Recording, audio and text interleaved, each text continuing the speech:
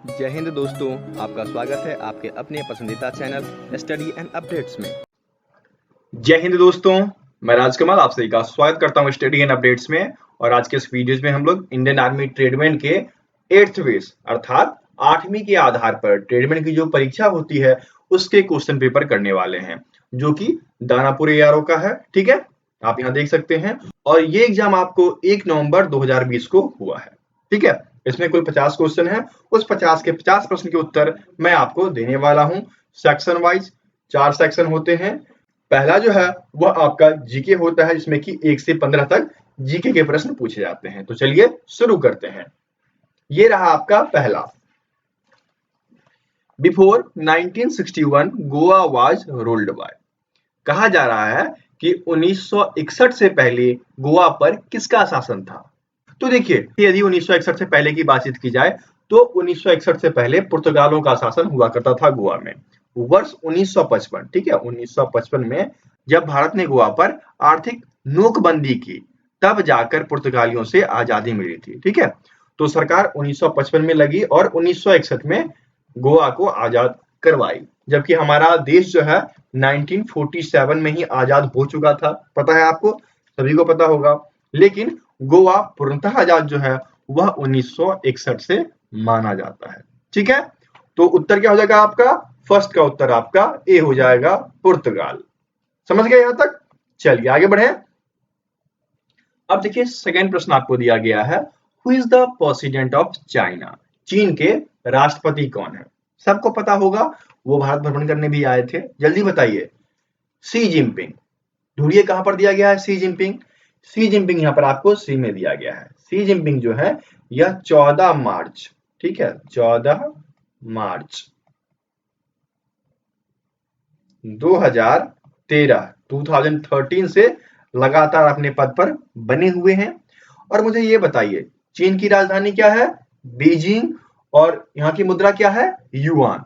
ये सब आपको याद है ना? क्योंकि आपको पता है ना कि बार बार जो है देश, उसकी राजधानी एवं मुद्रा, ये प्रश्न आते रहते हैं, इसलिए आपको ये चीजें याद होनी चाहिए। तो यहाँ पर सेकंड का उत्तर क्या हो जाएगा? यहाँ पर सेकंड का उत्तर आपका सी हो गया।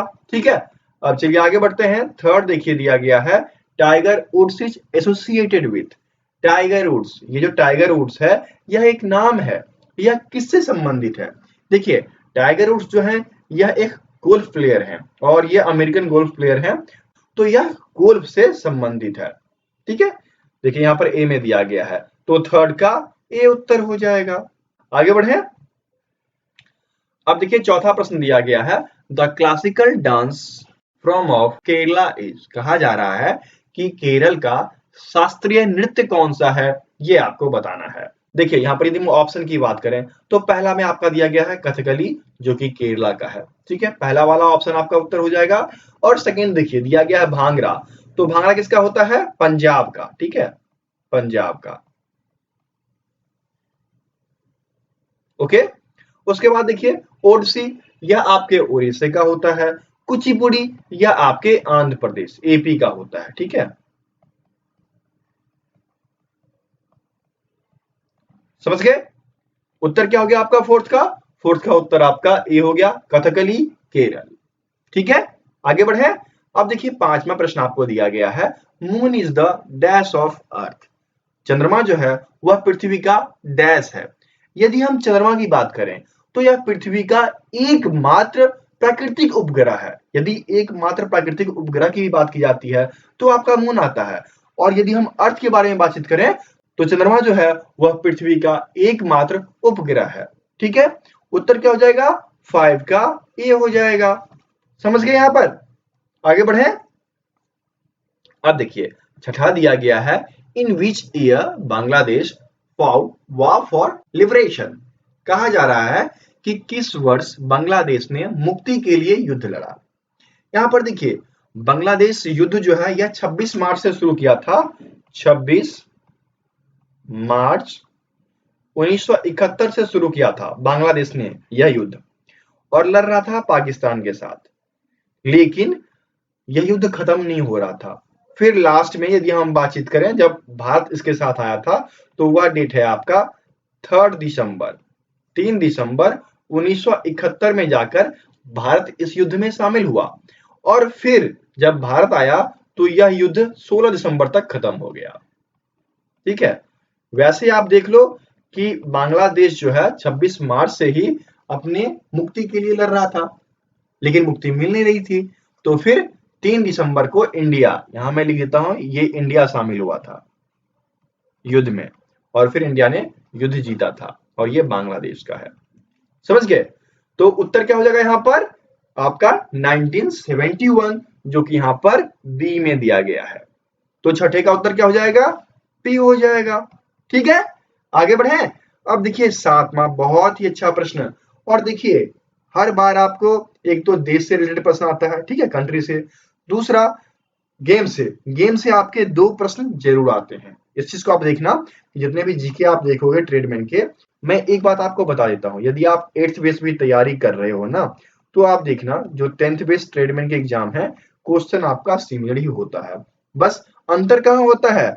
तो मैथ्स के क्वेश्चन में। ठीक है, मैथ्स के क्वेश्चन में थोड़ा बहुत अंतर रखा जाता है। बाकी आप उन वीडियोस को भी देख सकते हैं ताकि आपका जीके, साइंस और रीजनिंग, ये 3 सेक्शन आपका स्ट्रांग हो जाए। आप जो है ट्रेडमैन 10th बेस और जीडी 10th बेस, इन सभी के जीके, साइंस और रीजनिंग देख सकते हो। ठीक है, इन सभी का लिंक मैं दे दूंगा।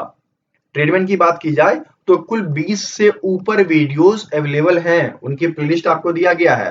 तिवारी सर ने कराए, मैंने कराए, ठीक है, बहुत सारे प्रीवियस ईयर क्वेश्चंस कराए गए हैं। तो आपको तैयारी करने के लिए ढेर सारा मटेरियल ऑलरेडी इस चैनल पे अवेलेबल है।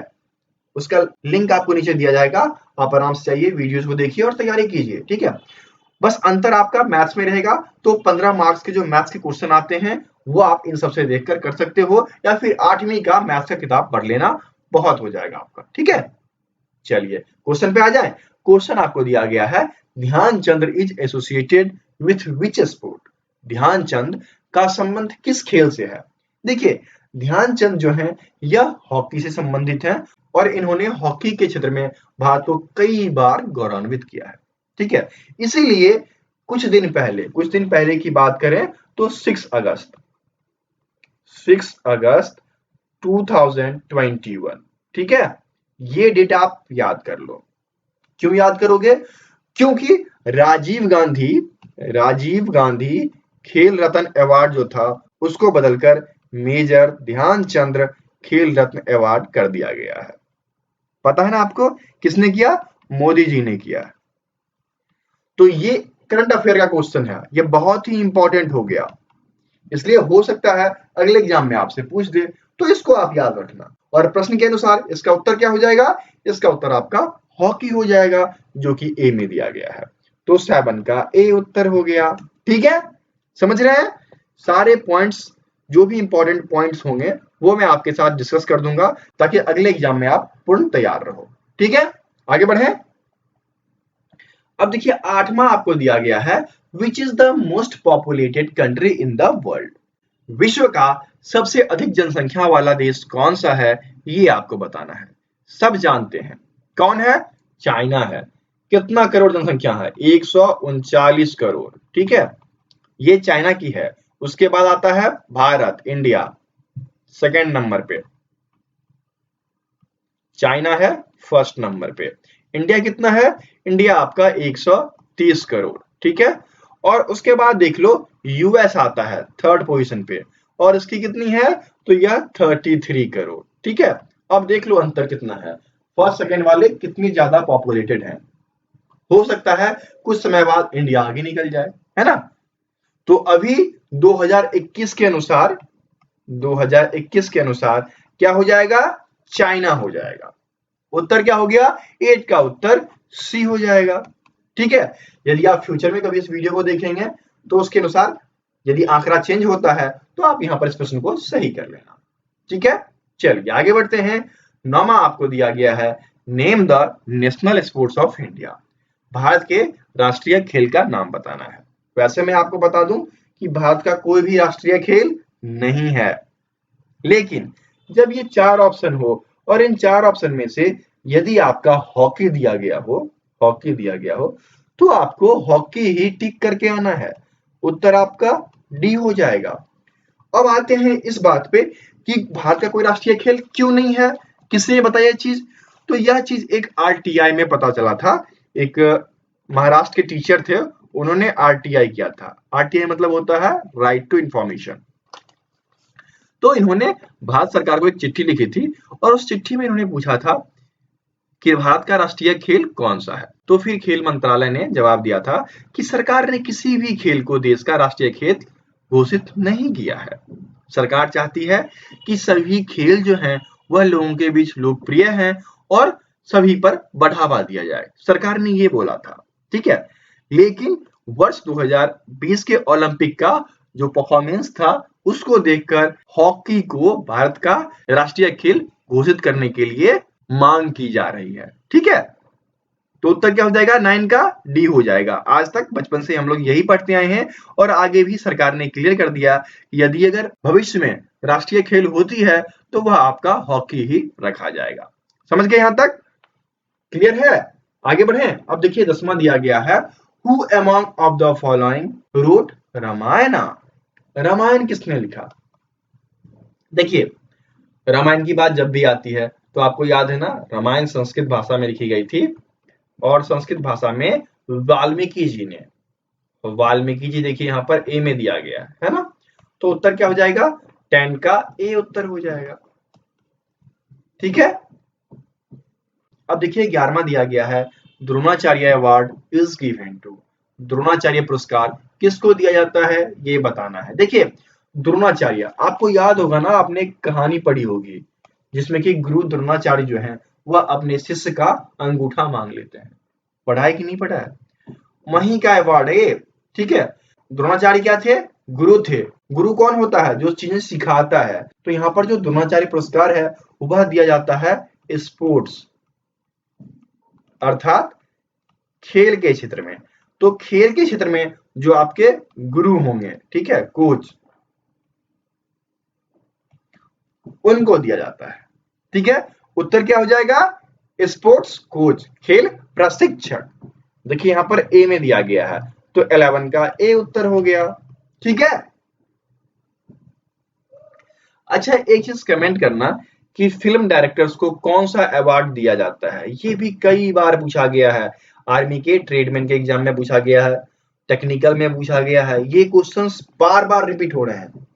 जरा इसका उत्तर आप लोग कमेंट बॉक्स में कमेंट कीजिएगा, ठीक है। चलिए आगे बढ़े। अब देखिए 12 दिया गया है, dash is the national flower of India. Dash Bharat का राष्ट्रीय फूल है। यहाँ पर दिया गया है सूरजमुखी, गेंदे का फूल, गुलाब, कमल का फूल। जल्दी से बताइए। मेरा नाम है राजकमल और मेरे नाम का जो लास्ट वर्ड है ना वो आपके भारत का राष्ट्रीय फूल माना जाता है ना, लोटस, कमल। देखिए यहाँ पर डी में दिया गया है, उत्तर क्या हो जाएगा? 12 का डी उत्तर हो जाएगा, ठीक है। अच्छा मुझे ये बताइए, मैं कुछ चीजें आपसे पूछ लेता हूँ क्योंकि यहाँ पर राष्ट्रीय के बारे में आ गया। तो मुझे ये बताइए, भारत का राष्ट्रीय एनिमल, जानवर क्या होगा? जल्दी से बताइए। एनिमल, ये आपका टाइगर हो जाएगा। दूसरा, भारत का राष्ट्रीय फल क्या है? जल्दी से बताइए, फ्रूट कौन सा है? तो मैंगो, ठीक है। यदि स्वीट्स की बात की जाए, स्वीट्स राष्ट्रीय मिठाई की बात की जाए तो वहां पर जलेबी का नाम आता है। इसको इंग्लिश में फनल केक भी कहा जाता है, याद रखना आप लोग, ठीक है। नेक्स्ट आपका बताइए, भारत का राष्ट्रीय पक्षी कौन सा है? नेशनल बर्ड्स, तो यहां पर आता है आपका पीकॉक, नेशनल बर्ड्स के रूप में, ठीक है। नेशनल सॉन्ग कौन सा है? जल्दी से बताइए। नेशनल सॉन्ग आपका आता है वंदे मातरम, ठीक है। और नेशनल एंथम, जल्दी से बताइए। नेशनल एंथम आपका आता है जन गण मन, ठीक है। ये सब चीज इसलिए बता रहा हूं कि आपका सब कुछ क्लियर रहे। एक पूछा जाता है आपको national emblem, national emblem, EMBLEM, जिसको आप कहते हैं चिन्ह, ठीक है, भारत का राष्ट्रीय चिन्ह। तो ये हो जाता है सारनाथ का लायन ऑफ सारनाथ, ठीक है। ये आपका आता है अशोक का स्तंभ जो है वह आता है राष्ट्रीय चिन्ह में। और कुछ छूट गया? हाँ, नेशनल फ्लैग एक ये छूट रहा था, ठीक है, नेशनल फ्लैग, तो ये आपका तिरंगा हो जाएगा, ठीक है, ये आप याद रखिएगा।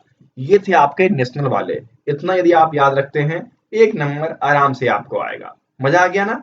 पढ़ाने का मेन उद्देश्य यही होता है कि जो चीजें आती हैं आपको एक्सप्लोर कर दिया जाए ताकि आपको उसका फायदा मिले, ठीक है। अब देखिए 13 पे आते हैं। Dash is the highest court of justice in India. देखिए देखिए कहा जा रहा है डैश भारत में न्याय का सर्वोच्च न्यायालय है। देखिए जब भी सर्वोच्च न्यायालय की बात की जाए तो वह आपका आता है सुप्रीम कोर्ट, जो कि दिल्ली में है। देखिए सबसे पहले आता है डिस्ट्रिक्ट कोर्ट जो प्रत्येक जिले में होता है, फिर आता है आपका हाई कोर्ट जो कि प्रत्येक स्टेट के राजधानी में होता है। कुछ जगह नहीं भी है लेकिन अधिक जगह हाई कोर्ट आपको स्टेट में मिलेगा। उसके बाद देश के राजधानी के लेवल पे आते हैं तो आपका सुप्रीम कोर्ट मिलता है।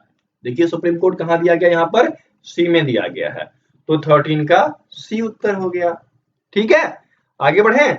अब देखिए अगला आपको दिया गया 14वां कि Khajuraho temple is situated in dash. कहा जा रहा है कि खजुराहो मंदिर डैश में स्थित है, उत्तर प्रदेश, हरियाणा, असम, मध्य प्रदेश। जल्दी से बताइए। तो खजुराहो का मंदिर जो है यह आपके मध्य प्रदेश में है, ठीक है, डी दिया गया यहाँ पर, उत्तर आपका डी हो जाएगा। मध्य प्रदेश के छतरपुर नामक जगह पे आपका खजुराहो का मंदिर है, ठीक है। आगे बढ़े। अब देखिए 15 दिया गया है which animal is called the ship of dessert. देखिए क्या कहा जा रहा है कि रेगिस्तान का जहाज किस जानवर को कहा जाता है। सब जानते हैं रेगिस्तान में सबसे तेज कौन दौड़ता है, ऊंट दौड़ता है ना, उसी को रेगिस्तान का जहाज कहा जाता है। तो उत्तर क्या हो जाएगा आपका 15 का बी उत्तर हो जाएगा। इस प्रकार से आपका जी के यहाँ पर खत्म हो गया। अच्छा मुझे ये बताइए, आप लोग यहाँ कमेंट करते हो आपको 35 क्वेश्चन सही हो गए, 40 क्वेश्चन सही हो गए, कोई कोई तो कमेंट करता है 45 क्वेश्चन सही हो गए, ठीक है। लेकिन जब मैं देखता हूँ कि आप लोग मॉक टेस्ट देते हो, ठीक है, जो कि बिल्कुल मुफ्त होता है, उसका लिंक आपको डिस्क्रिप्शन बॉक्स में दिया गया है।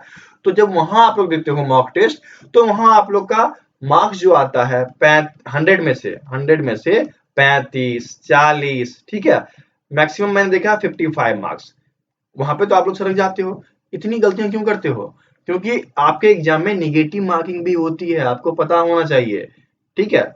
-0.5 का निगेटिव मार्किंग होता है। पहले मैंने इंक्लूड नहीं किया था लेकिन अब जितने भी नए सेट्स बना रहा हूं सब में मैं माइनस मार्किंग यूज कर रहा हूं।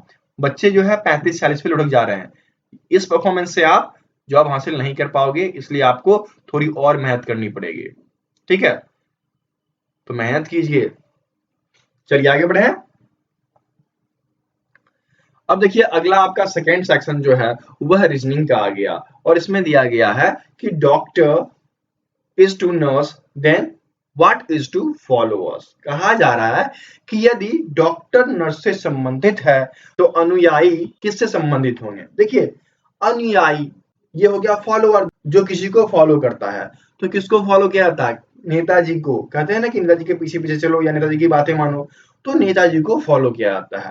तो यहाँ क्या हो जाएगा? नेता, लीडर, ठीक है।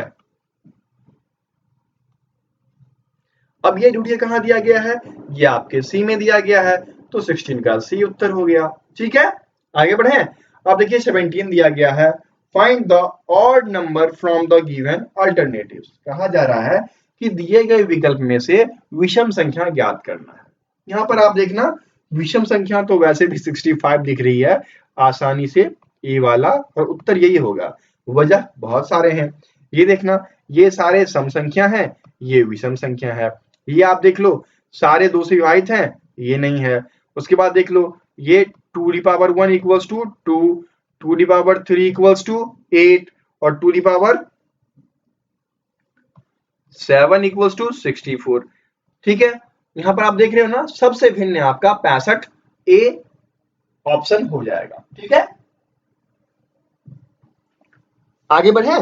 अब देखिए 18 दिया गया है if dog is related to बाघ then lion is related to.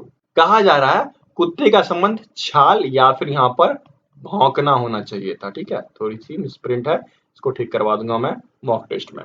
तो यहाँ पर हो जाएगा कि यदि कुत्ते का संबंध भौंकने से है तो शेर का संबंध किससे होगा। बताइए शेर क्या करता है?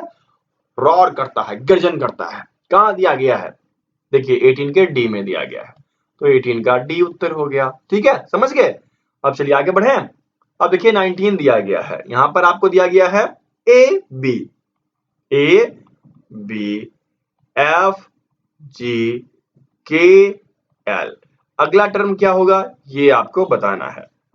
देखना, ए से यदि हम एफ जाते हैं, ए से एफ जाते हैं तो बी सी डी ई फिर एफ आता है, अर्थात +4 पोजीशन का अंतर है।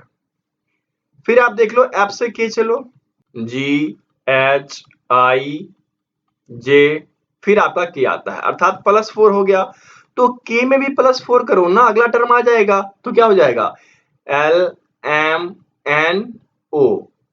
ठीक है, अगला टर्म आपका पी है, तो यहां पर पी आ जाएगा। ठीक है, उसके बाद देख लो, ए के बाद बी आता है, एफ के बाद जी आता है, के बाद एल आता है, तो यहां पर क्या हो जाएगा? पी के बाद क्या आता है? क्यू आता है, तो यहां पर हो जाएगा आपका उत्तर पी क्यू। पी क्यू कहां दिया गया है? आपके सी में दिया गया है, तो 19 का सी उत्तर हो गया। ठीक है, इस प्रकार से आपको ये प्रश्न सॉल्व करने होते हैं। आगे बढ़ो, देखिए अगला प्रश्न दिया गया है, if 87654 stand for great then 754 stand for. कहा जा रहा है कि देखिए 8 7 6 5 और 4, इसका संबंध ये जी से है, ये आर से है, ये ई से है, ये ए से है, ये टी से है। तो भैया 754 इसका मतलब क्या होगा? आप देखो यहां 7 के लिए आर का प्रयोग किया जा रहा है, तो 7 के लिए आर हो गया। 5 के लिए ए का प्रयोग किया जा रहा है, तो 5 के लिए ए हो गया। ठीक है, और 4 के लिए टी का प्रयोग किया गया। तो क्या सोचना यार, ये लो रैट हो गया, चूहा, ये आपका उत्तर हो गया। तो 20 का ए उत्तर हो जाएगा। समझ गए? इस प्रकार से रीजनिंग भी आपका यहाँ पर खत्म होता है। अब घुसते हैं अगले सेक्शन पे, जो कि आपका जनरल साइंस का है। मुझे बताइए, which blood group is called universal donor? किस ब्लड ग्रुप को यूनिवर्सल डोनर कहा जाता है? यहाँ पर आपको दिया गया है बी ओ ए बी। देखिए यूनिवर्सल डोनर की बात की जाए तो हमारा ओ में भी ओ नेगेटिव आता है। ठीक है, ये यूनिवर्सल डोनर हैं, ये सबको ब्लड दे सकते हैं। उत्तर यहाँ पर आपका बी हो जाएगा। अच्छा मुझे ये बताइए, सर्वग्राही कौन है जो सब खून एक्सेप्ट करते हैं? तो वो है आपके A B positive. A B positive जो है वह है सर्वग्राही। ये सबसे ब्लड जो है एक्सेप्ट कर लेते हैं, कोई भी दे दो ये ब्लड एक्सेप्ट कर लेंगे। ठीक है, तो ये कहलाते हैं सर्वग्राही और ये कहलाते हैं सर्वदाता। ठीक है, उत्तर क्या हो गया? 20 का बी हो गया। आगे बढ़े, देखिए 22 दिया गया है, what is the full form of GSLV? GSLV का फुल फॉर्म क्या है? तो G for geosynchronous, S for satellite, L for launch और V फॉर व्हीकल। ये आपको ढूंढना है। जियोसिंक्रोनस इसमें भी है, इसमें भी है, नीचे नहीं है, इसमें है जियोसिंक्रोनस। ठीक है, satellite satellite satellite satellite satellite launch, इसमें लॉन्च गायब है तो ये गलत हो गया, इसमें लॉन्च है, इसमें लिमिट है तो ये गलत हो गया।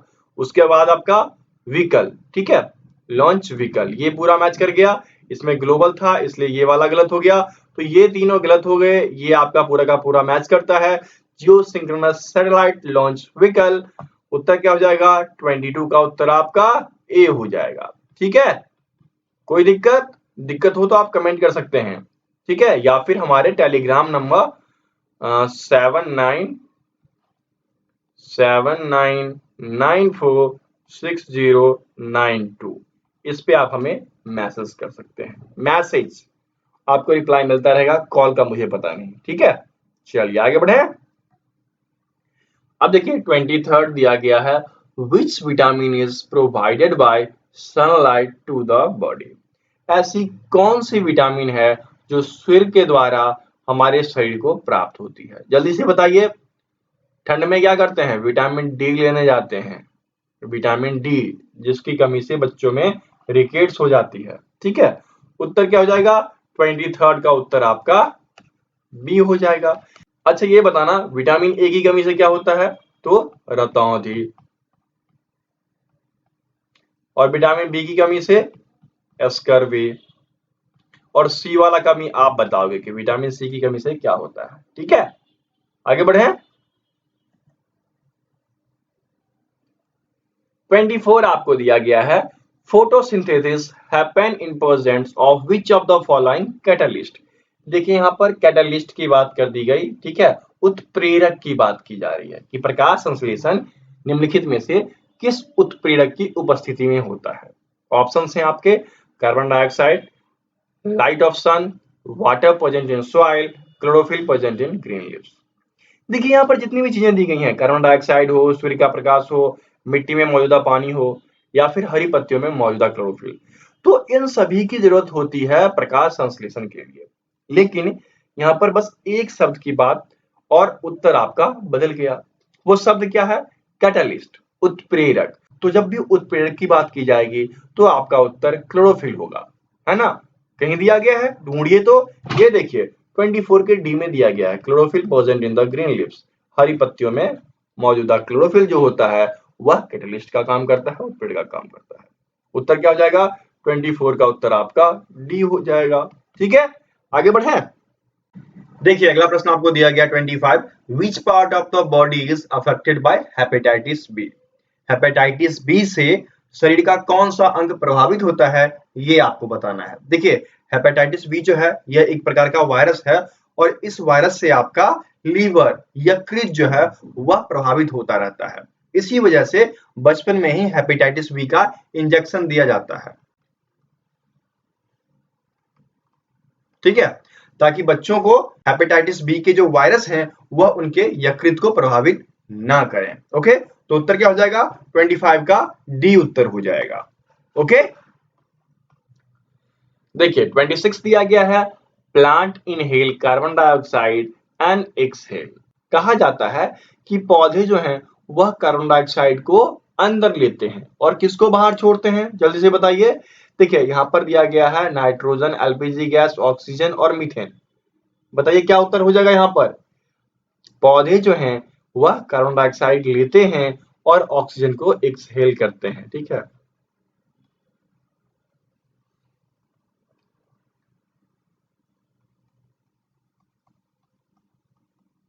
उत्तर क्या हो जाएगा आपका? सी हो जाएगा। 26 का सी उत्तर हो गया। ठीक है, चलिए आगे बढ़े। अब देखिए 27 दिया गया है, in how many days earth complete one revolution around the sun. बताइए क्या हो जाएगा? पृथ्वी सूर्य के चारों ओर एक चक्कर कितने दिन में पूरा करता है? जल्दी से बताइए। तो पृथ्वी जो है वह सूर्य का एक चक्कर 365 दिन 6 घंटों में करता है। तभी तो ये 6 घंटे 4 बार जुड़ जाते हैं, तो 4 साल बाद 366 दिन हो जाते हैं। और 366 दिन जो होता है वह लीप ईयर के रूप में आता है। ठीक है, लीप ईयर। वैसे नॉर्मली 365 दिन होता है, पता है ना आपको? उत्तर क्या हो जाएगा? 27 का उत्तर आपका बी हो जाएगा। समझदार हैं आप लोग, सभी कुछ पता होगा और मैं जब बताता हूं तो वो चीजें रिवाइज हो जाती होगी, है ना? यदि कोई दिक्कत, कोई त्रुटि लगे तो कमेंट बॉक्स में जरूर बताइएगा। ओके, चलिए आगे बढ़े। अब देखिए 28 दिया गया है, what is the number of bones in human body. कहा जाता है कि मानव शरीर में हड्डियों की संख्या कितनी है? देखिए जब बच्चा पैदा होता है तो उसमें 300 बोन्स पाए जाते हैं, 300। ठीक है, बॉर्न बेबी के। ठीक है, जब बच्चा पैदा होता है तो उस समय, और जब बड़ा हो जाता है तो वो हड्डियां घटकर 206 हो जाती हैं। नाक और कान के लगा के 208 हो जाते हैं, लेकिन आपको अधिकतर 206 ही देखने को मिलेगा। मैं सभी चीजें बता देता हूँ। ठीक है, यहाँ पर आपको 206 देखने को मिल रहा है। आंख मूंद कर सी में टिक कर देना है, उत्तर आपका सही हो जाएगा। समझ गए? चलिए आगे बढ़े। अब देखिए 29 दिया गया है, the soil the dead and decaying organism becomes, कहा जाता है कि मिट्टी में मृत और सड़ने वाले जीव क्या बन जाते हैं। देखिए, जब मिट्टी में ये चीजें सड़ जाती हैं तो यह अकार्बनिक चीजों में कन्वर्ट हो जाता है और तभी इनका उपयोग जो है आप बहुत जगह करते हो, खेत में उर्वरा के रूप में भी कर लेते हो। क्या हो जाएगा? अकार्बनिक सामग्री, इनऑर्गेनिक मटेरियल, जो कि आपके बी में दिया गया है, तो 29 का बी उत्तर हो गया। ठीक है, आगे बढ़े।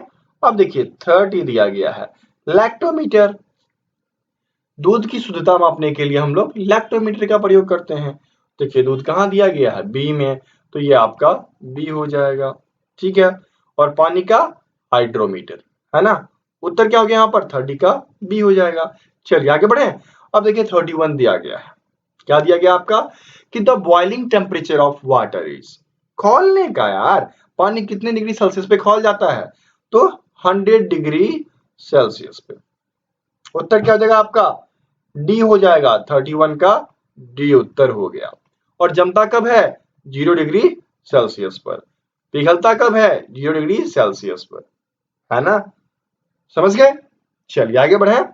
अब देखिए अगला आपको दिया गया है, which of the following vitamin is necessary for normal clotting of blood. कहा जाता है कि निम्नलिखित में से कौन सा विटामिन रक्त के सामान्य थक्के के लिए आवश्यक है।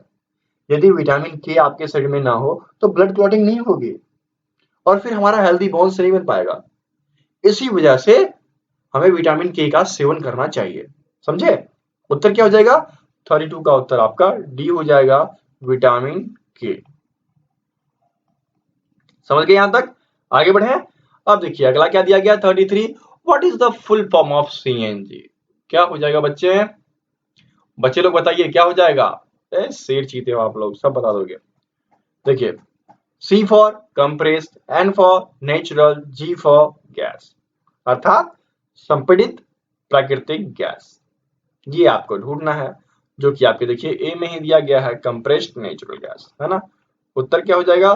33 का उत्तर आपका ए हो गया।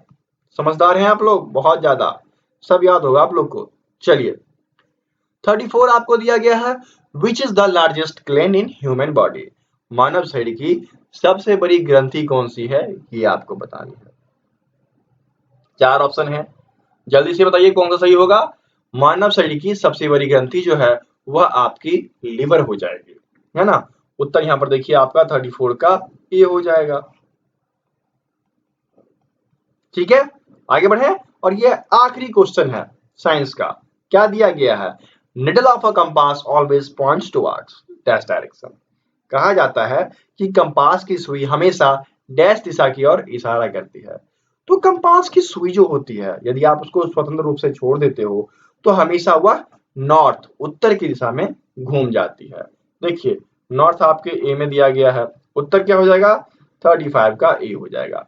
इस प्रकार से साइंस आपका यहाँ पर खत्म होता है। देखिए अगला सेक्शन जो कि मैथमेटिक्स अर्थात गणित का होता है, अंतर आपका बस यही आता है, यहाँ पर क्वेश्चन हल्के होते हैं। बाकी जीडी और ट्रेडमैन जो कि 10th बेस होता है उसमें थोड़े हार्ड होते हैं। ठीक है, चलिए शुरू करते हैं। 36 दिया गया है, अंतर निकालना है। क्या है अंतर? 5/25 माइनस 10/25। बताइए क्या हो जाएगा? ये 25 हो गया, ये 5, ये माइनस 10, क्या हो गया? माइनस 5/25। 5 एकम 5, 5 25, क्या हो गया? -1/5। कहाँ दिया गया है? डी में। उत्तर क्या हो जाएगा? 36 का डी हो गया। ठीक है, आगे बढ़े। अब देखिए 37 दिया गया है, क्या हो जाएगा? ये आपका 77 गुने 77। ठीक है, आप लोग को बहुत ही बेसिक तरीके से बता देता हूं। और ये आपका 23 गुने 23। तो 77 गुने 77 5929 हो जाता है। और ये आपका 23 गुने 23 529 हो जाता है। घटा दो, 5400 बचेगा। ठीक है, उत्तर क्या हो गया आपका? बी हो गया। 37 का बी उत्तर हो जाएगा। अगला देखें, अगला आपका दिया गया है बहुत ही अच्छा। ये दिया गया है a इंटू बी ब्रैकेट बंद into C equals to a multiplication b, a multiplication bracket start b multiplication c bracket बंद। हिंदी में बोल दूं, ब्रैकेट स्टार्ट a गुने b ब्रैकेट बंद गुने c, जो कि a गुने b गुने c होता है। देखिए इसको बोला जाता है आपका एसोसिएटिव प्रॉपर्टी ऑफ मल्टीप्लीकेशन, गुना का सहचारी नियम, जो कि आपके डी में दिया गया है। ठीक है, उत्तर आपका 38 का डी हो जाएगा। यहाँ पर और भी कुछ नियम दिए गए हैं, उनको बता दूं। एक आपका दिया गया है डिस्ट्रीब्यूटिव गुणन का वितरण नियम। इसमें क्या होता है, ए बी प्लस सी, ये आपका हो जाता है A B plus B C. आप लोग बीजगणित पढ़े थे, वही चीजें यहाँ पर है। ठीक है, इसका ये हो गया।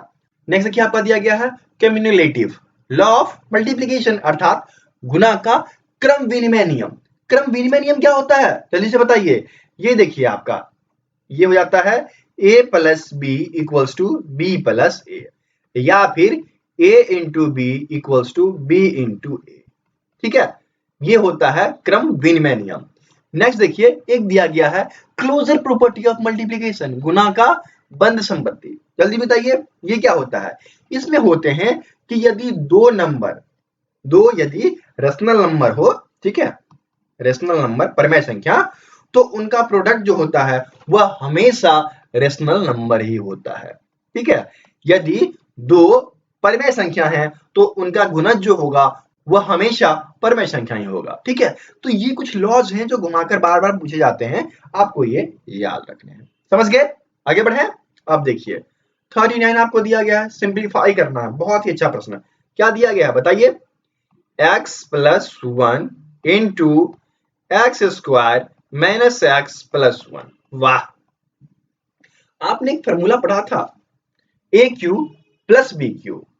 ठीक है, A cube plus B cube क्या होता है, ए प्लस बी, ठीक है, into A square minus A B plus B square. ये पढ़ा था ना आपने, वही चीजें यहाँ पर दी गई है। यदि हम इस पे स्क्वायर कर दें तो कोई फर्क पड़ेगा, यदि इसको हम 1 के साथ मल्टीप्लाई कर देंगे कोई फर्क पड़ेगा नहीं ना, वो इस फॉर्म में आ जाएगा। तो फिर क्या आ गया, ए क्यू प्लस बी क्यू, जो कि आपके बी में दिया गया है। तो 39 का बी उत्तर हो गया। बीजगणित के फॉर्मूले, नियम, ये सब आपने पढ़ रखा है, तो क्वेश्चन बहुत ही आसानी से सॉल्व। ठीक है, आगे बढ़े। अब देखिए 40 दिया गया है, if a person spend 2400 in 4 months. कहा जा रहा है कि एक आदमी 2400 रुपये जो है वह 4 महीने में खर्च करता है, तो एक महीने में उसका खर्चा क्या हो गया, 600 रुपये ना। अर्थात एक व्यक्ति एक महीने में 600 रुपया खर्च करेगा। अब क्या कहा जा रहा है, आगे बढ़िए। Then in how many months 4 people will spend 1800। अर्थात 1800 रुपया 4 आदमी कितने महीने में खर्च करेंगे। अर्थात देख लीजिए कि 4 आदमी की बात की जाए तो 4 आदमी का एक महीने का खर्चा 2400 रुपये हो गया, और हमारे पास 1800 रुपये ही है। तो 1800 रुपये ये 4 आदमी कितने दिन में खत्म करेंगे बताइए। 6 त्रिक 18, 6 चौका 24, अर्थात 3/4 मंथ्स। एक महीने से भी कम में ये लोग इस पैसे को खत्म कर देंगे, है ना। उत्तर क्या हो जाएगा, 3/4, जो कि सी में दिया गया है, तो 40 का सी उत्तर हो जाएगा। ठीक है, आगे बढ़े। अब देखिए अगला प्रश्न 41 दिया गया है, what is the sum of 3 angle of a triangle. त्रिभुज के तीनों कोणों का योग कितना होता है, जल्दी से बताइए।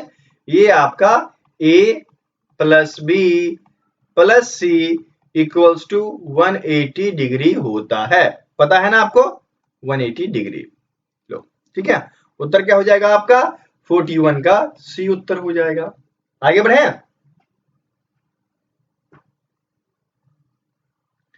अगला आप देख लो 42 दिया गया है, इसे सॉल्व करना है। दिया गया है 252 बटे 18। इसका क्या मतलब होता है, 252 भागा 18। तो भाग दे दो ना एक बार में 18। ठीक है, 18 चौक 72, 14 आ गया ना। लो, ए उत्तर हो गया। आगे बढ़े। अब देखना 43 दिया गया है, the area of a parallelogram is 320। देखिए किसी भी पैरेललो का एरिया जो होता है, area equals to B into H होता है, और यहाँ पर आपको दिया गया है एरिया 320 सेंटीमीटर, बेस नहीं पता है, ऊंचाई 20 सेंटीमीटर। तो बेस बराबर क्या हो जाएगा, 320 बटे 20, 16 दूनी 32, 16 सेंटीमीटर। कहाँ दिया गया आपके, सी में। उत्तर क्या हो जाएगा, 43 का सी हो जाएगा। ठीक है, आगे बढ़े। अगला देख लीजिए 44 दिया गया है, 18 का हमें गुणनखंड निकालना है, फैक्टर निकालना है। तो बताइए 18 का गुणनखंड क्या हो जाएगा, 1 2 3 6 9 18, ये आपका 18 का गुणनखंड हो जाएगा। ये ढूंढिए आप, देखिए इसमें 4 दे दिया गया तो ये गलत हो गया, इसमें 1 2 3 6 ये बिल्कुल हो जाएगा, इसमें 4 है क्या गलत है, 4 दे दिया गया गलत है, उत्तर क्या हो जाएगा 44 का उत्तर आपका बी हो गया। ठीक है, अगला देख लो, कह रहा है कि इसको रिड्यूस करना है, अर्थात सबसे छोटे रूप में इसको लिखना है। दिया गया है 210 बटे 945, दोनों में हम 5 से भाग नहीं सकते हैं, 5 से 2 ये कट जाएगा 42 बार में, 5 से 2 ये कट जाएगा 189 बार में। ठीक है, अब देख लो 3 से 2 के 3 1 जा 3 3 चौका 12 14 बार में कट गया, 3 6 18 3 3 9 कट गया। अब देख लो 7 दूनी 14 7 9 63, 2 बट्टे 9 के रूप में आ गया, 2 बट्टा 9 ए में दिया गया है, तो 45 का ए उत्तर हो गया। ठीक है, समझ गए, आगे बढ़े। यदि 3:7 = 39:x, then find the value of x। Simple सी बात है, 3/7 जो कि बराबर है 39/x के, तो 3x = क्या हो जाएगा 39 गुने 7, x = क्या हो गया 39 गुने 7/3, 3 एकम 3 3 तिया 9, तो 13 गुने 7 क्या हो जाएगा 13 सत्ते 91। ठीक है, ये आपका बी इसका उत्तर हो जाएगा। ठीक है, अब देखिए आपका अगला क्वेश्चन दिया गया 47, by selling a television for Rs 3000 Ram gets 25% profit, what will be the cost price. एक टेलीविजन को 3000 रुपए में बेचने पर राम को 25% का लाभ प्राप्त होता है, तो लागत मूल्य कहता है। देखिए इसके लिए एक फॉर्मूला है, selling price equals to 100 plus profit percent, ठीक है, और बटे में 100 हो जाता है, और इनटू क्रय मूल्य सीपी।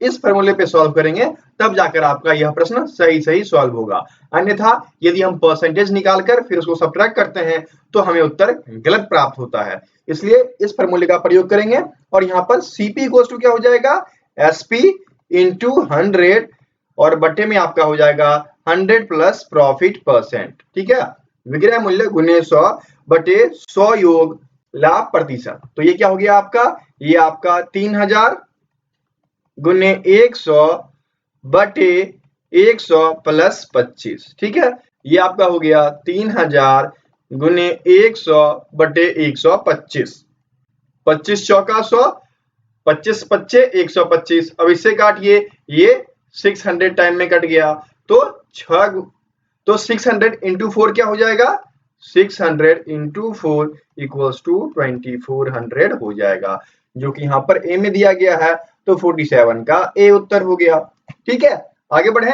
अब देखिए 48 दिया गया है, अब देखिए 48 दिया गया है 10 gram is what percent of 1 kg, 10 gram 1 kilo का कितना परसेंट है। क्या कहा जा रहा है 10 ग्राम और 1 kg, इसका हमें परसेंट निकालना है। ठीक है, तो देखिए ये जो 10 ग्राम है वो तो ऐसे ही रहेगा, और नीचे वाला क्या हो जाएगा 1 kg को आप 1000 ग्राम लिख सकते हैं इनटू में 100, इससे ये कट गया, इस दोनों से ये कट गया, क्या बचा 1/1, अर्थात 1 बचा, तो ये हो जाएगा आपका 1%, जो कि आपके ए में दिया गया है, तो 48 का ए उत्तर हो गया। ठीक है, अब देखिए 49 दिया गया है, area of a circle is 616 centimetre square, find out the radius of a circle. क्या कहा जा रहा है कि एक वृत्त का क्षेत्रफल जो है वह 616 सेंटीमीटर स्क्वायर है, तो वृत्त की त्रिज्या क्या होगी। ये देखिए pi R square equals to 616 centimetre, तो आर इक्वल्स टू क्या हो जाएगा अंडर रूट 616 गुने 7/22, इसे काटिए 28 बार में कट जाएगा। ठीक है, अंडर रूट 28 इंटू 7, 7 होता है, तो 2 इंटू 2 इंटू 7 इंटू 7 क्या निकल के आ गया 2 इंटू 7 इक्वल्स टू 14।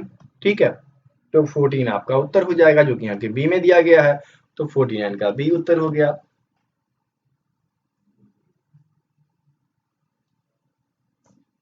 अब चलिए आखिरी प्रश्न पे बढ़ते हैं। आखिरी प्रश्न दिया गया है find two number whose sum is 25 and the difference is 5। कहा जा रहा है कि वैसे दो संख्याएं ज्ञात करनी है जिनका योग 25 हो और अंतर 5 हो। वो आप ऑप्शन से भी देख सकते हो। इनका योग 25 है, नहीं है। योग 25 है, नहीं है। इनका योग 25 है, नहीं है। इनका योग 25 है, बिल्कुल है। 10 + 15 = 25 और 15 - 10 = 5। Very good. उत्तर क्या हो जाएगा? 50 का उत्तर आपका डी हो गया।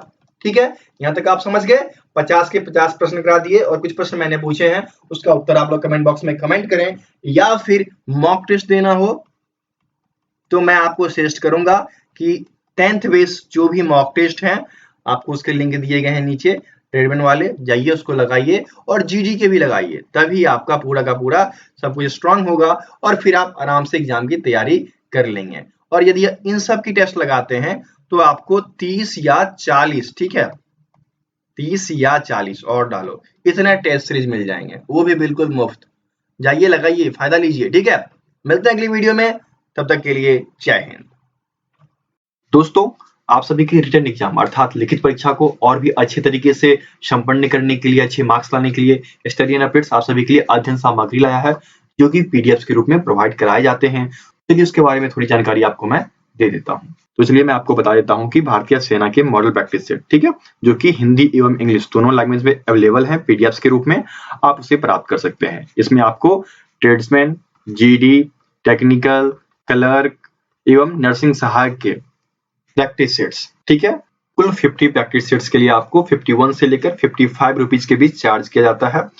इस पीडीएफ के लिंक आपको डिस्क्रिप्शन बॉक्स में दिए गए हैं। इसमें आपको 50 मॉडल सेट मिलेंगे पीडीएफ के रूप में, जिसमें कि प्रत्येक मॉडल सेट में 50 क्वेश्चंस होते हैं। ठीक है, उसके बाद यदि आप नोट्स, ठीक है, अध्यायवार नोट्स चाहते हैं चैप्टर वाइज, तो वो भी आपको हिंदी और इंग्लिश लैंग्वेज दोनों में अवेलेबल है, उनके पीडीएफ अवेलेबल हैं और उनके लिंक्स भी डिस्क्रिप्शन बॉक्स में दिए गए हैं। ठीक है, इसमें आपको जीके, साइंस में आपके फिजिक्स, केमिस्ट्री, मैथ, रीजनिंग, इन सभी के नोट्स अवेलेबल करा दिए गए हैं। आप लिंक के थ्रू जाकर इन्हें डाउनलोड कर सकते हैं।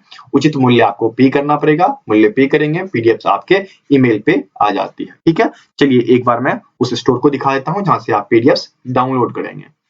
तो देखिए, ये स्टडी एंड अपडेट्स का स्टोर है पीडीएफ का, यहाँ से आप पीडीएफ डाउनलोड कर सकते हैं। ठीक है, यहाँ पर आपको देख लीजिए भारतीय सेना में नर्सिंग, ठीक है, टेक्निकल, सभी के पीडीएफ अवेलेबल करा दिए गए हैं। आपको जिस भी टाइप का पीडीएफ चाहिए वो आप यहाँ पर सर्च करेंगे, सर्च करते ही आपको सारे ऑप्शन अवेलेबल हो जाएंगे।